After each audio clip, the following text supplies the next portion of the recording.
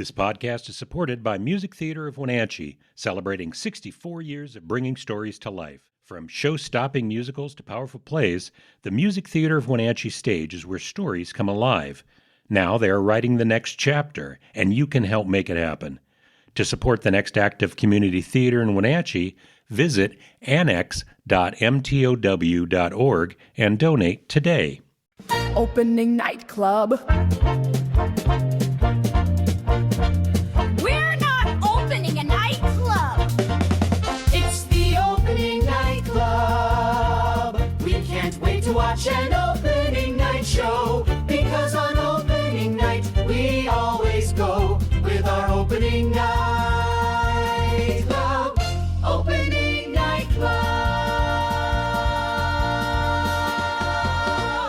Welcome to the Opening Night Club. This is the podcast where we get together every week to discuss and celebrate theater in Central Washington. I'm your host, Kevin McKee, and with me today is actor, author, playwright, raconteur, and my friend, Skyler Cuthill. How are you doing today, Skyler? Kevin, I'm high on life today. There's so much going on. We have so much to look forward to. There is a lot. We had stuff going on last weekend, but because of schedules, I had pre-taped an interview with Matthew Pippin, where if you didn't get a chance, go back and listen to it, because boy, I like talking to Matthew. That was very interesting. I listened to it. Yeah. Wait a second. You listened to the podcast? I did. God damn me, but I did. No, it is interesting because we have all these like important members of the community, and you know them, it's like the theater. And often if you're at the theater, you're working, you're rehearsing, or you're learning something. So no, it's always really valuable, I think, to learn about the personality behind them. Well, and learn who they are and where they came from. Yeah. And realize, there's a lot going on. There's a lot of experience, a lot of training, and a lot of talent behind these community members that have non-theater day jobs and participate in the theater. Yeah. Why are you doing this crazy thing? Yeah. Right. That we love. I think it's very legitimate. I think it's very valuable. I like the interview episodes. Good. No, we had a good one. And, but we are back. And we're able to talk really about the last couple weeks of opening nights that we've had, impressions, and then start talking about what's happening moving forward. Well, a lot has happened. I think probably the most notable thing that happened in the last 2 weeks are, number one, I went to LST auditions and then callbacks, but we now have, we can talk about that in a second, but we have the 1776 cast list. We do have the cast list that came out. It was a mix. We had several people that I think are coming from Manhattan Marymount College. We've been having people from New York show up for the Hot August Night show for several years now. Yeah. They're very talented. Yeah. And so we will use them to fill roles for people that we just do not have locally, for roles that can't or shouldn't be filled by the people we have. No, of course. I mean, LSU does the same thing. Of course. Right. Maria Tramontosi was from Boston. Right. This is just how it is. Right. But no, it's a good mix of locals and strangers. Right. And you are on this list. I am on this list. You got my role. Was that the role you were hoping to get? You didn't audition. I didn't audition. Okay. In 1776, I love Richard Henry Lee so much. I love his song. I love the character. It's very boisterous. You know, he's a cavalier. I love Richard Henry so much. And you were going to be him. You're going to be Richard Henry Lee. I am. It was not the role I was really auditioning for. I was really hoping to get Ben Franklin. Okay. And to be honest, I had heard that Matthew Pippin was not auditioning, and then he turned around and did, and he got Ben Franklin. And I think I told you when the cast list came out that if I was directing it, I would have cast Matthew Pippin as Ben Franklin, because I think he's awesome in this role. I'm pretty happy that he's got it. I was not looking for Lee of Virginia, and I'm going to have to work my voice into that one, but I'm kind of excited about it. The Lees of Old Virginia. The Lees of Old Virginia. Yes, the Old Dominion state. Yes. No, he's got probably the most upbeat song of the whole thing. Yeah, 1776, we talked about it. It doesn't have a ton of music, right? There are really long dramatic sections. And The Lees of Old Virginia is like the most musical theater-y song in the show. It's the most like dancey. It's the most boisterous, really high energy. Yeah. So no, I love it. I love it. Like sometimes he goes off like kicking right at the end. No, it's great. I love it so much. I'm very excited to see Kevin McKee, local director, actor, and my friend Kevin McKee as Richard Henry Lee. No, I'm very excited about it. Mostly, I'm also excited because there are so many of my theater friends that will also be in it, people that I haven't been able to be in a show with for quite a while, people I've kind of acted around. And so we do have a couple people from the Minutes. We've got Mac Magnotti, and Lauren Malloy is playing Thomas Jefferson. Yeah, Which is a great role that Lauren's going to be in. But we've also got Ernest Palmer is in it, and Dave Harville's in it. And I haven't acted alongside them in a while outside of things like Holiday Spice. And Rowan, Pete, and Meg are all in it as well. That's right. Yeah. That's right. No, I'm very excited for Ernest. Ernest, if you know him, which I'm sure you do if you're listening to this, he's got a wonderful stage presence, very warm, very caring, very paternal. And he had told me years ago that he wanted to play a villain. And he is Pennsylvania. He's the representative from Pennsylvania who, if you've seen the show, is against independence. He's the guy that goes, actually, I think Britain's cool. I like the king. I like this whole setup we've got here. Why don't we pay the taxes? It's all right. So he's not like evil, right? He's coming from a reasoned position, and it's scary to go to war and whatnot. But he's definitely the antagonist in the show. He's the bad guy. He is the bad guy. He would probably be like the worst guy. South Carolina's down there too, right? But no, Pennsylvania is the antagonist of the show, and so Ernest is going to do it. Ernest is going to look at you guys and say, "No, stop being good and having fun." Yes. Go back to your estates, to the right, never to the left, always to the right. No, and I am maybe the most enthusiastic one saying, I am going to bring independence. Yes. I'm going to do it. And so, yeah. And I ride off on a horse and I'm gone for a lot of the show. Well, I looked and it's probably the first third of the show. After I sing, then I'm kind of gone. I don't show up till the middle.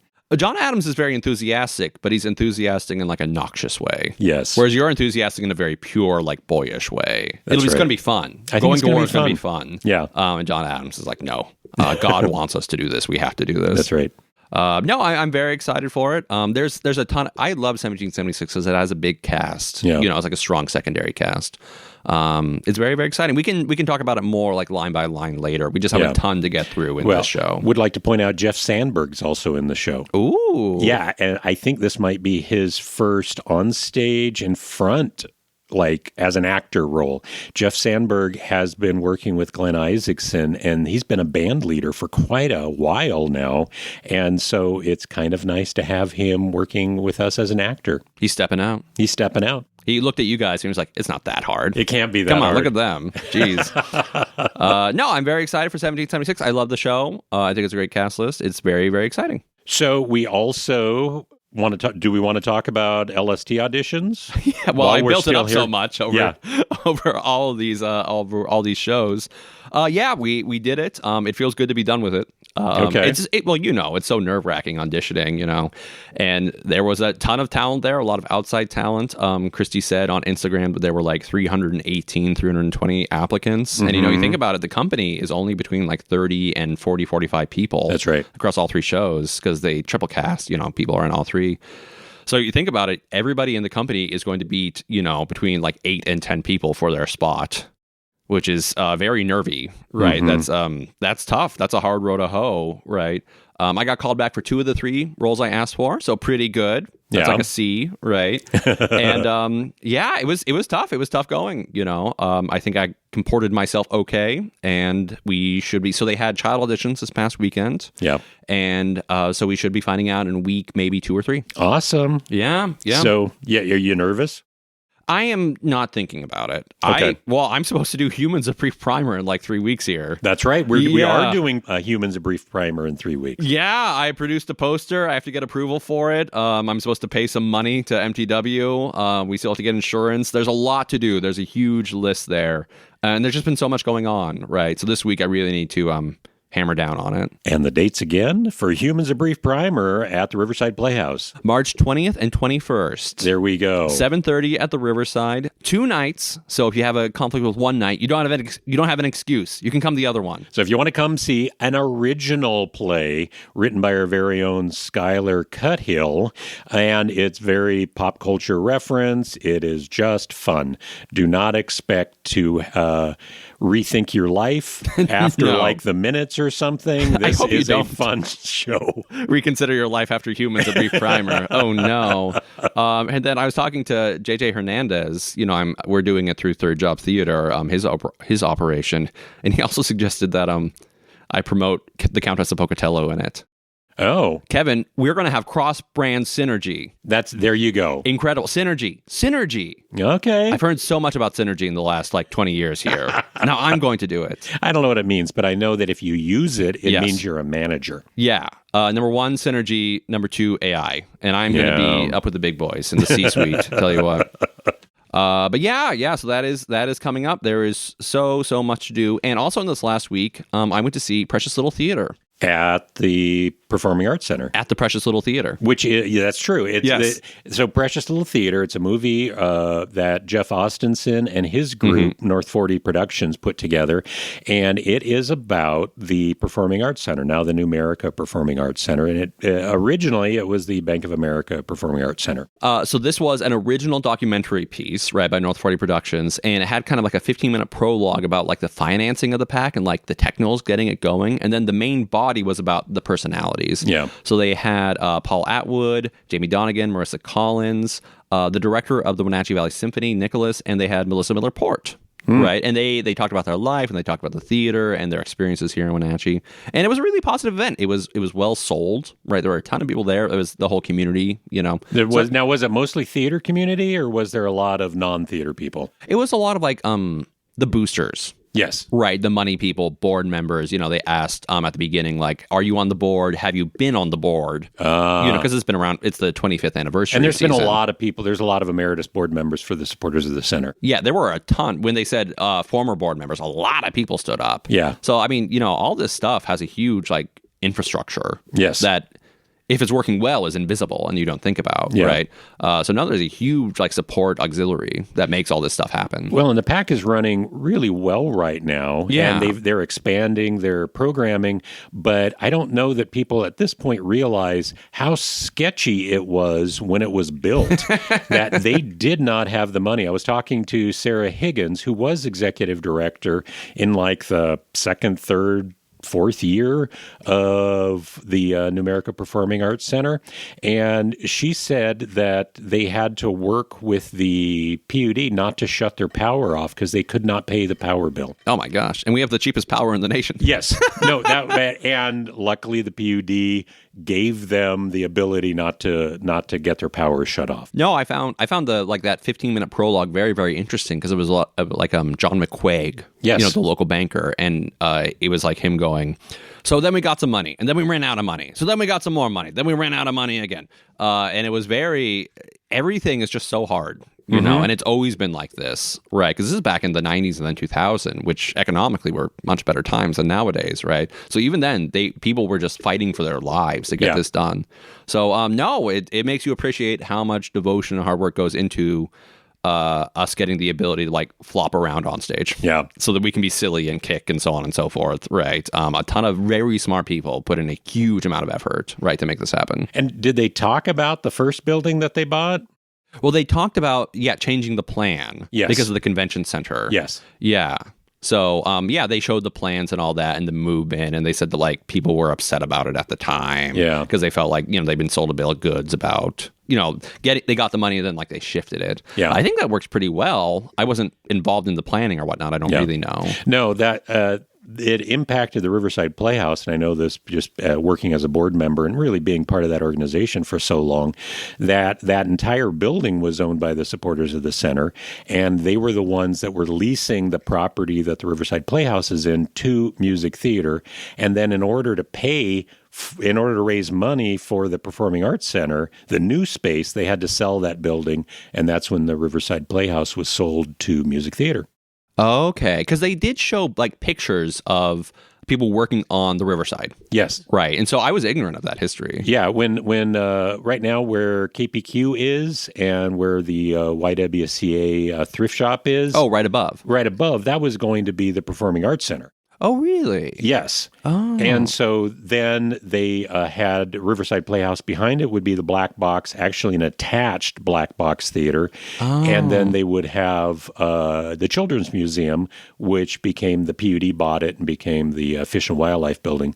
Which you have now bought. Which is now part of Riverside Playhouse. Yeah. What a crazy winding road. Yeah. Leads us forward. Yeah. No, it's taken a long time to get there. It was kind of tying everything together as the big play spaces when they built the Wenatchee High School, are currently aging and falling apart. Wenatchee High School, when that was built, they built that enormous auditorium really for the community because we didn't have any other place to put on shows except for the Liberty Theater, which is where music theater started. That's where the Apple Blossom shows were for a decade or so, was at the Liberty Theater. And recently, they had the Radar Dames performed at the Liberty Theater on the stage. The stage is still there. They still have the fly system. They have, I don't know if you've had a chance, but go and find it. Ron Evans posted.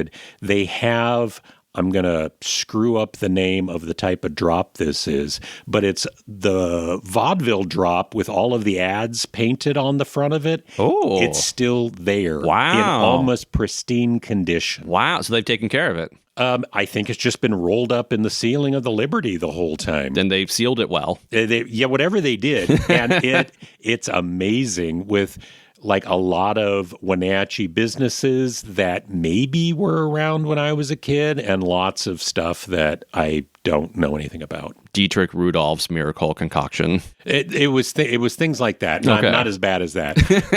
They did have King Tut's, which it looked like it was a cafe or diner, but they had theater parties. Come to the theater parties at King Tut's. And it made me, I even posted it, I had FOMO that I'm missing out on the theater parties at King Tut's. If this was in the 20s, right? Yeah. I bet they had some good theater parties. I bet they did. That was concurrent with like the discovery of King Tut's tomb. That was in the 20s, right? I think so. So striking while the iron's hot. That's right. Right. King Tut. Yeah. Big news. Okay. So anyhow, that's just kind of tying it together. I'm sounding like an old man.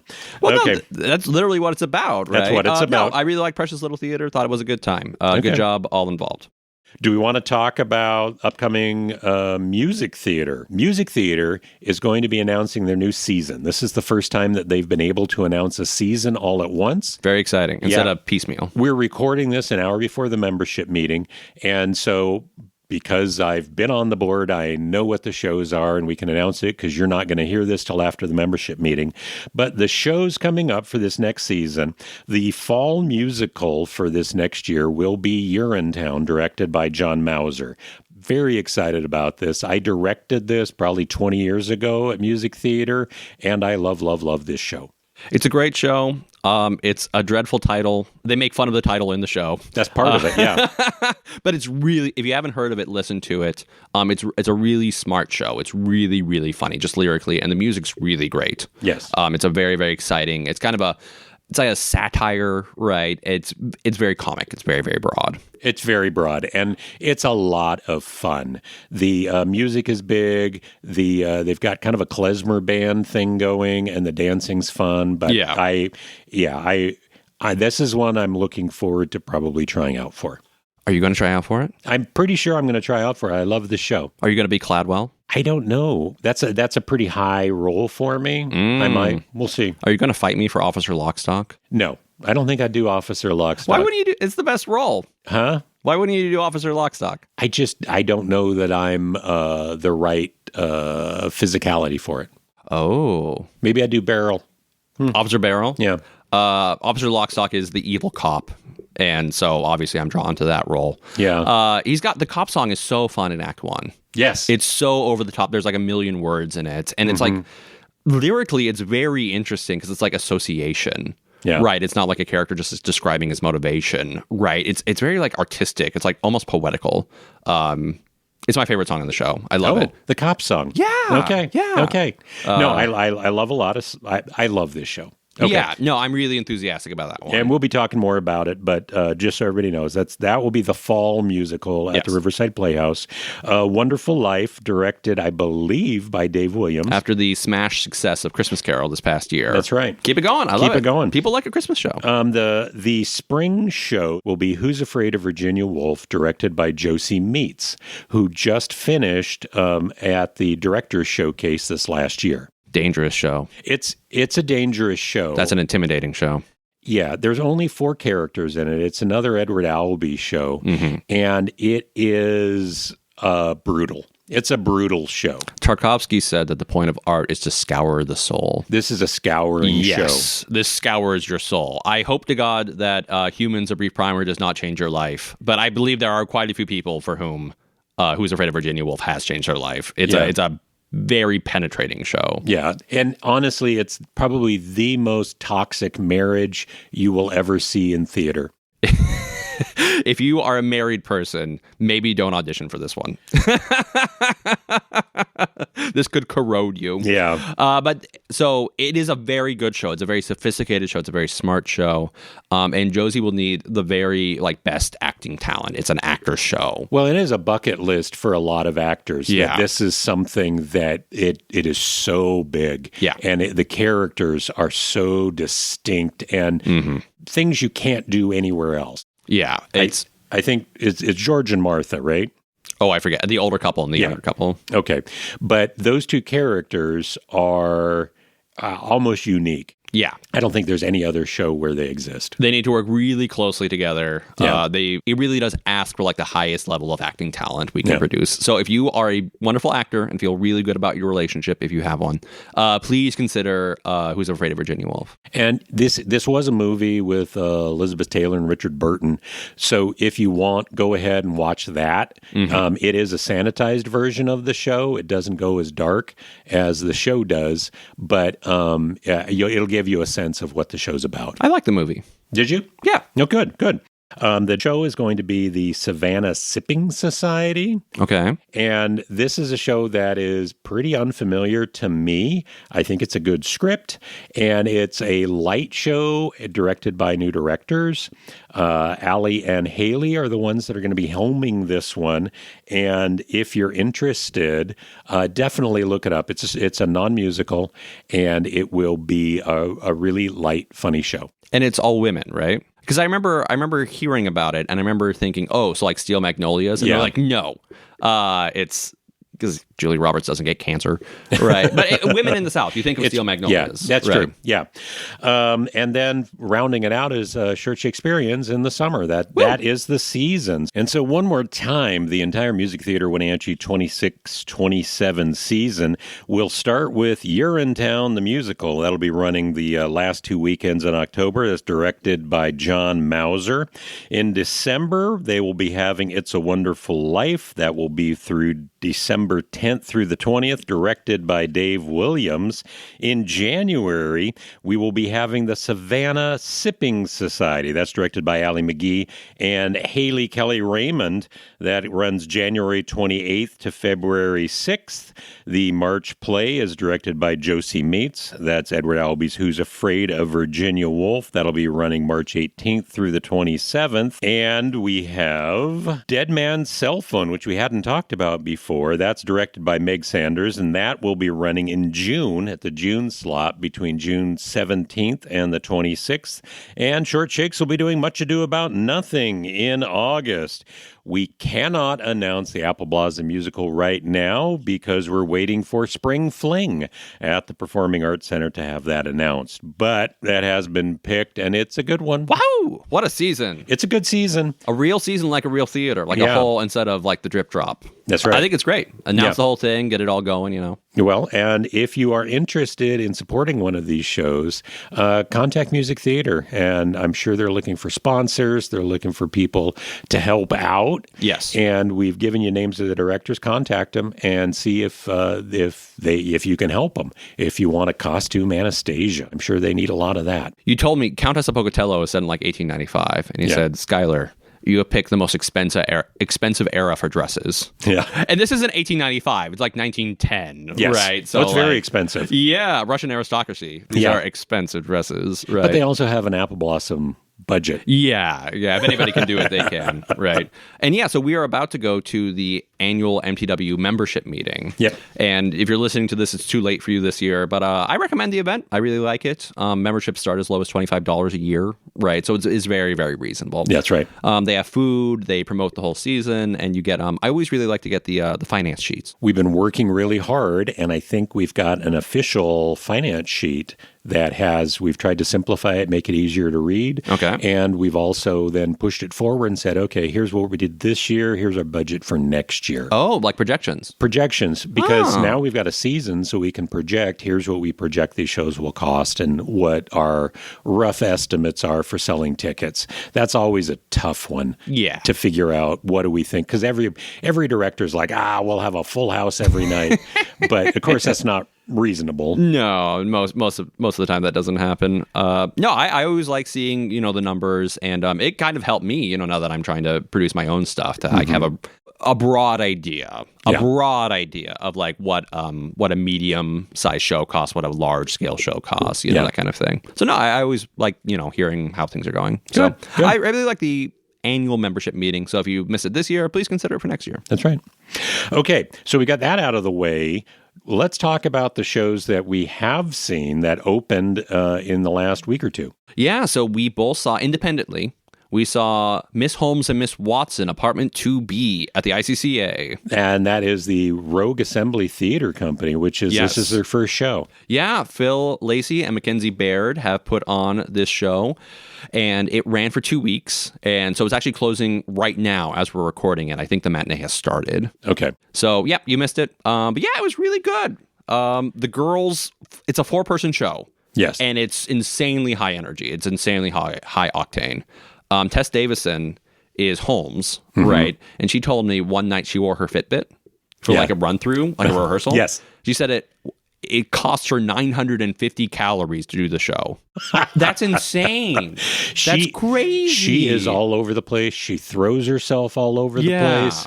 And I love her energy. She's playing the very neurotic Sherlock Holmes who has the deductive reasoning that is really supernatural for anybody else. And she does it so well. Carolyn Rensel plays Watson, who just is very smart in her own right. She's a doctor. But, not a doctor. But she was a doctor. She was a doctor. But she's also just bowled over all the time through the entire show by Holmes. No, I said that to Caroline afterwards. I was like, you start screaming in like the first scene and you don't stop. Yeah. Almost the entire way through, you're going, what is going on? Right. Because Holmes, Tess Davison, is like attacking people, right? Literally like coming at them with swords. Yeah. So it's a very high energy show. It is. Huge performances. Yeah. And honestly, between those two, it feels it's a buddy comedy. Yeah. That an Odd Couple style buddy comedy where they're on opposite sides, but they work so well together. Yeah. Those two actors are wonderful to watch act against each other on stage. So structurally, the show was kind of odd. And I remember coming away with it with kind of like a weird feeling, like, why was it written this way? Because there's like 3 smaller mysteries. And then it ends with Sherlock and Watson going, we're friends now, and let's see what happens next. And then I realized, this is a TV pilot. It definitely felt like that. I told both Carolyn and Tess afterwards that I loved how well those two characters worked, the energy that they had on stage, and I would want to watch them solve a different mystery every night. Yeah. It wasn't written as a TV pilot. It's Kate Hamill, and she writes plays, right? Yes. But it literally ends with like them going, we're partners, and then Gracie Camp, the Irene Adler character, like comes through the door like, I've got another job for you. And it really does feel like, it's a cliffhanger. Next Friday at 7, tune in. Yeah. And you'll see Tess Davison and Caroline Rensel solve another problem. Well, I would bring out Gracie Camp, who has 5 different roles in this show. So there's the 2 older women. There's Irene Adler. And then the body. Her in the mustache was so funny. If you don't know Gracie Camp, she's very small.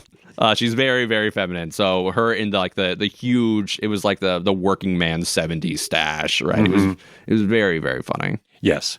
And there was the fourth character, Andy Meyer. So he plays the men. He plays the men. And he's got 3-4 roles himself. Yeah. Moriarty, Lestrade, and the very cunningly named, can you determine who this is a parody of? Tech billionaire Elliot Monk. Oh. Who could that be? Kate Hamill. What are you trying to get past us? But yeah. So no, everybody is just flinging themselves at it the entire time for the whole 2.5 hours. It was a lot of fun. Yeah, and I came away from it thinking, okay, I think Phil and Mackenzie, they have something here. No, it was great. Great cast. Yeah. Good set. Yeah, it was it was only one set, right? But it was really, really nicely done. They had a portrait of, I believe, their dog. Is it their dog? Yeah, Hercules, who I believe passed away last year. Oh. Yeah. Okay. He was like a mascot. Okay. But yeah, great set, great production. Really, really good. It was really good. Yeah. We also had the opportunity to see Ephrata High School's production of Grease. Yes. And Ephrata High School has not done a musical in years and years and years. And so this was something that was a stretch for Ephrata High School to put on a musical of this size, given the stage they have, which has no fly gallery. Mm-hmm. They don't have a orchestra, so everything was done from a track. Mm-hmm. And they did the school version of Grease, which was a little weird for me because I was expecting some of the things that just didn't happen. Rizzo didn't get pregnant. Yeah. And doesn't have a pregnancy scare. There's no pregnancy scare. Yeah. That a lot of the songs that we all know by heart, we all know the songs from Grease by heart. Mm-hmm. So when she's singing about Sandra Dee and her virginity, they don't use the word virginity. I think they use purity or something like that in it instead. Mm-hmm. And so a lot of the stuff like them smoking and drinking and her getting sick because of that was changed to no smoking and drinking. And instead she tries to pierce her ears and she's sick because of seeing blood. No, and you're always listening for it and you always hear they call Grease Lightning a dragon wagon. And you go, oh yeah.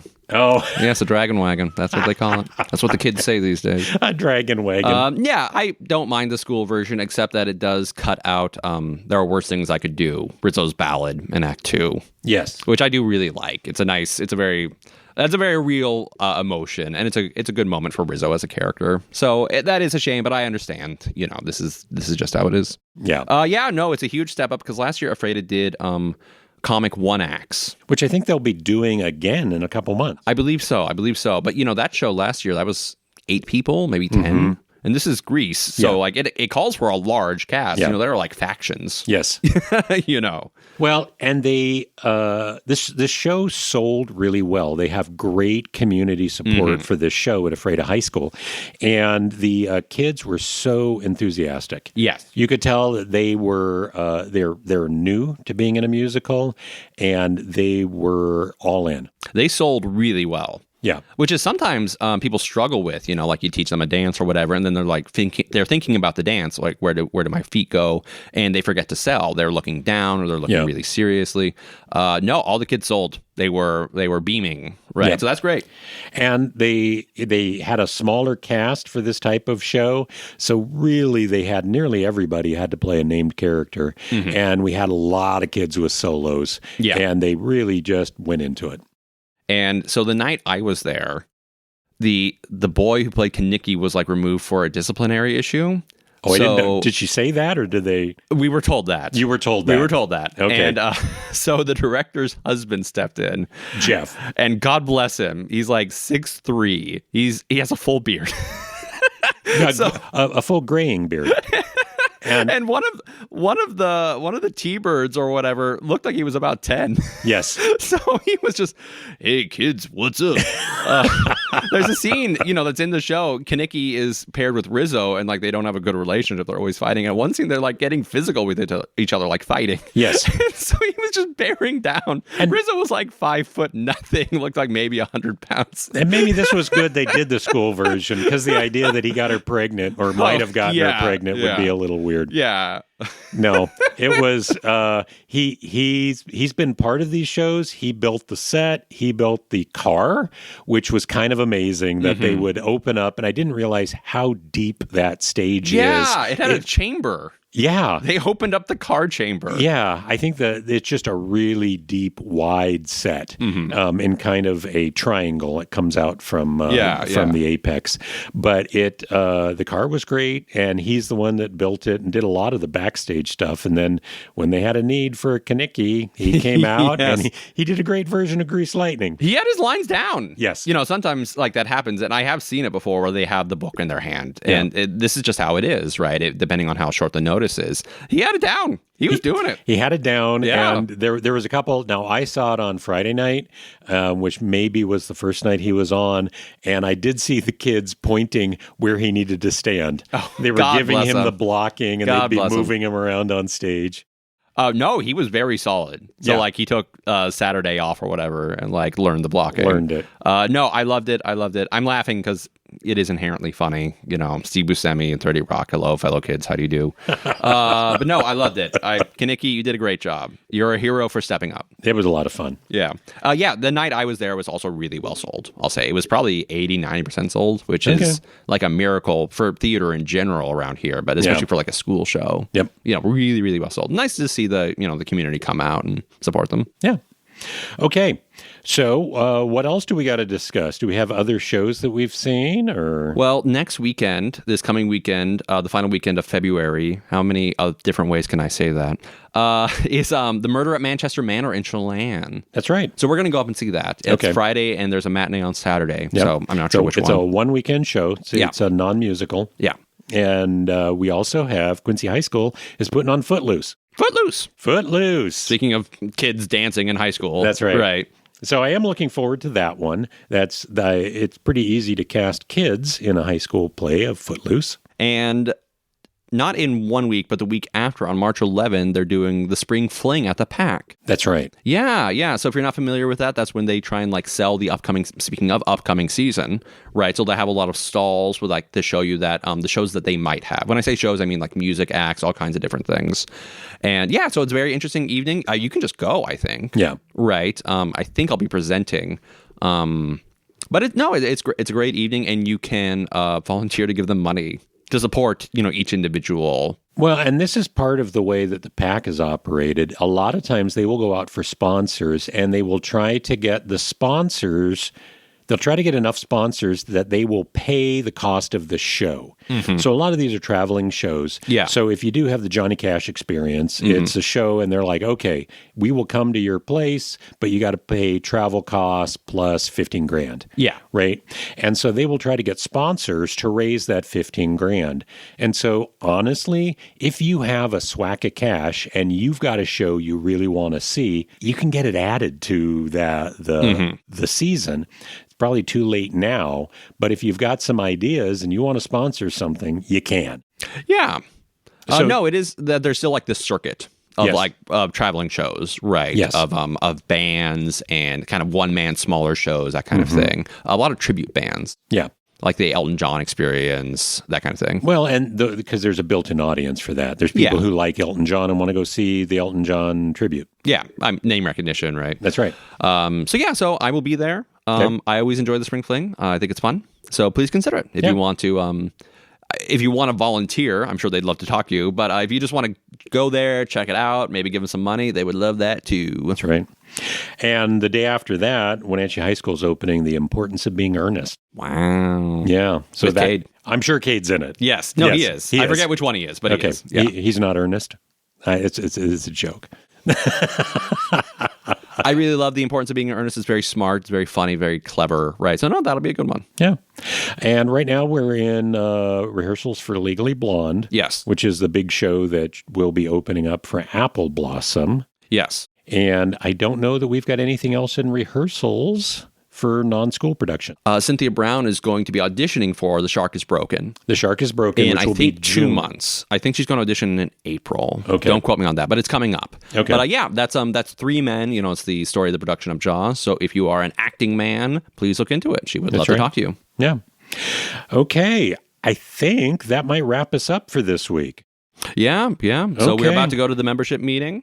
And we will be attending the opening nights of Footloose at Quincy High School and the Mysterious Murder at Manchester Mansion at Chelan High School. And if you get a chance, there's a new program that's being started up at Cashmere Middle School. It's a middle school performance. They're doing Robin Hood Not in Nottingham. That's opening up this week, and there's only 2 performances. It'll be Friday at 7 p.m. and Saturday at 2 p.m. So if you're in the area, go and support the Robin Hood performance with Cashmere Middle School.